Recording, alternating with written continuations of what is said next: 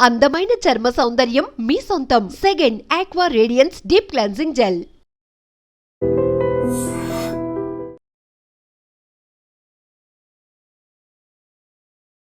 హైదరాబాద్ చైతన్యపురిలో జరిగినటువంటి ఒక సంఘటన నిజంగా కొన్ని సిల్లీ ఇన్సిడెంట్స్ కూడా మరీ ప్రాణాలు తీసే పరిస్థితికి దారి తీస్తుంది అని అంటే ఎంత ఘోరమైన పరిస్థితి.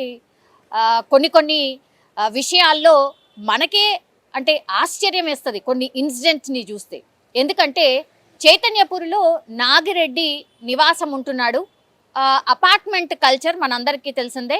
సో అపార్ట్మెంట్లో ఎవరైతే ఓనర్లు ఉంటారో వాళ్లకు కార్లు అంటే అపార్ట్మెంట్ని బట్టి ఆ స్పేస్ని బట్టి ఒకవేళ 3 BHKనా 4 BHKనా దానికి తగ్గట్టుగానే ఆ పార్కింగ్ స్థలం కూడా ఇస్తూ ఉంటారు. జనరల్లీ అయితే కొన్ని అపార్ట్మెంట్స్లో 2 కార్స్కి పార్కింగ్ వ్యవస్థ ఉంటుంది, లేదంటే సింగిల్ కార్కి అయితే పక్కాగా ఉంటుంది. ఎవరైనా అపార్ట్మెంట్కి చుట్టాలు వచ్చినా ఇంకెవరైనా బయట వాళ్ళు వచ్చినా మాత్రం వాళ్ళు ఆ అపార్ట్మెంట్ చుట్టుపక్కల ఉన్నటువంటి బయట పార్కింగ్ చేసుకోవాల్సినటువంటి పరిస్థితి అయితే ఉంటుంది.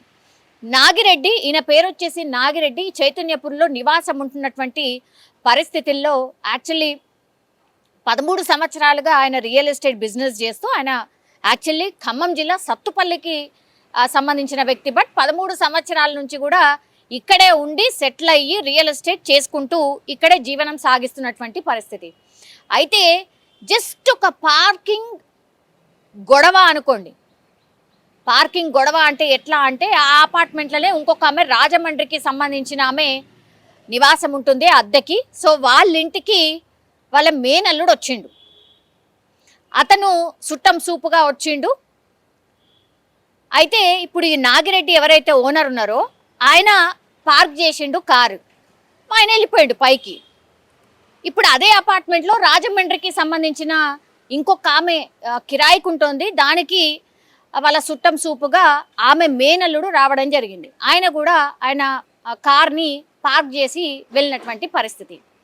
మరి ఏం జరిగిందో ఇట్లా వెనకాల ఇట్లా పార్క్ చేసుకొని ఉంటుంది కదా, ఒక కార్ వెనకాల ఇట్లా అడ్జస్ట్ చేసుకుంటూ పార్క్ చేసుకుంటున్నటువంటి క్రమంలో మరి ఏం జరిగిందో ఏంటో తెలియదు. ఈయనకు డౌట్ ఏమొచ్చిందంటే ఈ నాగిరెడ్డి కార్ ఆయన కారు ముంగట ఉంది. సో ఈ నాగిరెడ్డి కారు ఈయన కార్ని మొత్తంగా ఈ గీతలన్నీ పడ్డాయి నా కారుకి. సో నాగిరెడ్డి అనే వ్యక్తి పార్క్ చేసే టైంలో నా కారుకి అన్ని గీతలన్నీ రాసుకునేలాగా అసలు పార్కింగ్ సరిగ్గా చేయలేదు, నా కారు డ్యామేజ్ అయింది అన్నటువంటి కంప్లైంట్తోని ఆయన ఏం చేసిండు, ఈ వాచ్మెన్తో చెప్పి ఇప్పుడు నాగిరెడ్డిని పైనుంచి కిందికి పిలిపించిండు. సార్ ఇట్లా ఒక వ్యక్తి వచ్చిండు, సో ఆయన కారుకి గీతలు పడ్డాయట, మీ వల్లనే ఆ గీతలు పడ్డాయని నాతోని గొడవ దిగుతున్నాడు, మీరు రండి సార్ కిందికి అంటే నాగిరెడ్డి కిందికి రావడం జరిగింది. ఇప్పుడు ఈ వ్యక్తి ఎవరైతే ఉన్నారో రాజమండ్రికి సంబంధించి చుట్టం సూపుగా వచ్చినటువంటి వ్యక్తి ఎవరైతే ఉన్నారో ఆయన ఇక గొడవ పడ్డమే కాదు, రావడమే ఆయన కార్ని చూపెట్టిండు. ఆ తర్వాత నా కారు ముంగట మీ కారు ఉంది, మీరు పార్క్ చేసేటప్పుడే నా కారు కన్నీ గీతలు పడ్డాయి, అంతకంటే ముందు అసలు గీతలు లేవు, ఇవన్నీ లేవు. సో మీరు చేయడం వల్లనే మీ కార్తోని నా కార్ని డ్యామేజ్ చేయడం వల్లనే గీతలు పడ్డాయి అని గొడవ స్టార్ట్ చేసిండు. ఆ తర్వాత కొట్టడం కూడా స్టార్ట్ చేసినటువంటి పరిస్థితి. సో ఎంత గట్టిగా భయంకరంగా కొట్టిండు అంటే నాగిరెడ్డి ఎట్ ద స్పాట్లోనే నోట్ల నుంచి నొరగలు రావడం, ఆ తర్వాత చెవుల నుంచి రక్తం కూడా వచ్చింది.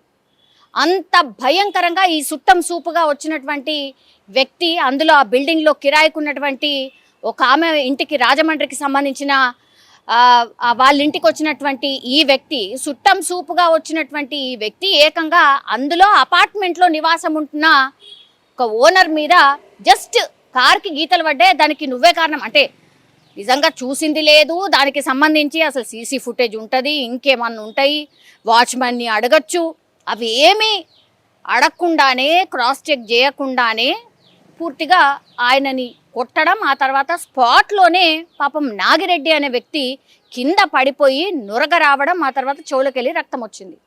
మనకు తెలుసు చెవులకెళ్ళి రక్తం వస్తే జనరల్లీ డాక్టర్స్ అయినా లేకపోతే ఇన్ జనరల్ కూడా ఏం చెప్తారు అంటే ఒక్కసారి చెవుల నుంచి రక్తం వచ్చిందంటే మాత్రం మనిషి బతికే ఛాన్సెస్ చాలా చాలా తక్కువ అనేది మనందరికీ కూడా కొంతవరకు తెలుసు. సో ఆ గొడవ కాగానే వాచ్మెన్ ఇంకా కంప్లీట్లీ ఆ నాగిరెడ్డికి సంబంధించిన ఫ్యామిలీ వాళ్ళ భార్యకు ఇన్ఫర్మేషన్ ఇవ్వడం, ఆమె వచ్చి చూసే వరకల్లే ఈ కారుకి సంబంధించి డ్యామేజ్ అయిందని ఓ నానా హంగామా చేసినటువంటి వ్యక్తి ఎస్కేప్. ఆ తర్వాత వెంటనే ఎవరై ఇంటికైతే వచ్చిండో ఆమెకు కూడా ఇన్ఫర్మేషన్ ఇచ్చిండ్రు, ఇట్లా మీ మేనల్లుడు వచ్చిండు కదా, ఆయన ఇట్లా దాడి చేసిండు, ఆయన పడిపోయిండు, ఆయనను దగ్గరలో ఉన్నటువంటి హాస్పిటల్కి తీసుకుపోయిండ్రు అని. ఇప్పుడు ఎవరి ఇంటికైతే ఈ సుట్టం సూపుగా వచ్చినటువంటి వ్యక్తి ఎవరైతే ఉన్నారో ఆమె లాక్ చేసుకొని వెళ్ళిపోయింది, ఎస్కేప్ అనమాట. ఆ ఇన్సిడెంట్ చూసి అక్కడున్న జరిగిన సంఘటన చూసిన తర్వాత ఆమె లాక్ చేసుకొని వెళ్ళిపోయినటువంటి పరిస్థితి. ఇప్పుడు ఈ నాగిరెడ్డి పాపం ఎవరైతే ఇంజూర్ అయినరో ఆయనను హాస్పిటల్కి తీసుకుపోయి చెక్ చేయిస్తే అప్పటికే డాక్టర్స్ చెప్పేసిండ్రు ఆయన చనిపోయాడు అని. సో ఎంత భయంకరం అంటే కోపాన్ని ఇంత కూడా కంట్రోల్ చేసుకునే పరిస్థితి. ఆఫ్టర్ ఆల్ కారే కదా, వస్తువుల కంటే ఇంపార్టెంట్ మనుషుల ప్రాణాలు అనేది కూడా తెలుసుకోలేకపోతున్నారు అని అంటే ఎంత దారుణం అది. కోపాన్ని కంట్రోల్ చేసుకోకపోవడం, మనిషి మీద గంత భయంకరంగా దాడి చేయడం, ఆల్మోస్ట్ ఇక కొట్టి చంపినట్టే లెక్క, ఒక రకంగా మర్డర్ చేసినట్టే లెక్క.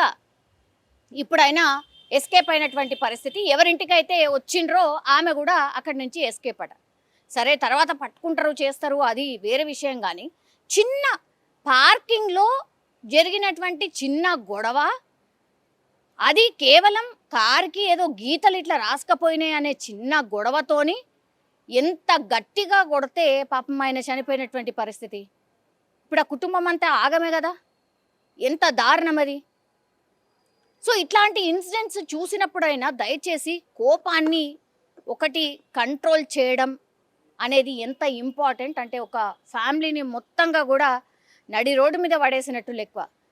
వాళ్ళు పాపం వాళ్ళ అపార్ట్మెంట్లో వాళ్ళు నివాసం ఉండడం ఏంది, ఎవరో బయట వ్యక్తి వచ్చి కార్ పార్క్ చేస్తే దానికి ఏదో గీతలు పడితే, జస్ట్ గీతలు పడ్డందుకే మనిషిని గంత ఘోరంగా కొడితే మనిషి చనిపోవడం ఏంది. సో ఆలోచించండి, ఈ చిన్న చిన్న వాటికే ఇంత భయంకరంగా కూడా ఇన్సిడెంట్స్ జరుగుతున్నాయి అని అంటే మరి మనం ఎటు పోతున్నాం, మన ఆలోచన విధానం ఎట్లా ఉండాలి ఏంటి అనేది కూడా ఆలోచించాల్సిందే అనేటువంటి ఇన్సిడెంట్ ఇది. ఇప్పుడైతే ఆయన మీద కేసు నమోదైంది, అట్లాగే ఎవరింటికైతే వచ్చిండో ఆమె ఎక్కడ పోయింది, ఆమె పరారు కావడానికి రీజన్ ఏంది, అండ్ ఈయన మనస్తత్వం ఏంది అసలు అనేది కూడా పూర్తి స్థాయిలో పోలీసులు అయితే ఎంక్వైరీ చేస్తున్న పరిస్థితి కనిపిస్తోంది. నిజంగా ప్రస్తుతం ఉన్నటువంటి సమాజం దేనికి ప్రయారిటీ ఇస్తుంది? ఆర్థిక సంబంధాల చుట్టూ మాత్రమే తిరుగుతుంది. మళ్ళీ ఎన్నికలంగానే చాలా విరక్తి కలుగుతాం. మంచి అనిపిస్తుంది కదా, లేడీస్ కూడా ఛాలెంజింగ్ జాబ్స్ చేసినప్పుడు చాలా బాగుంటది. ట్రాఫిక్ అసిస్టెంట్స్ గా నియమించిన ట్రాన్స్జెండర్స్ అందరితో సాల్యూట్ చేయించుకుంటున్నారు. ఫుడ్ డెలివరీ ఇవ్వటానికి వెళ్ళినటువంటి డెలివరీ బాయ్ అనిల్ పై కళ్ళ ముందు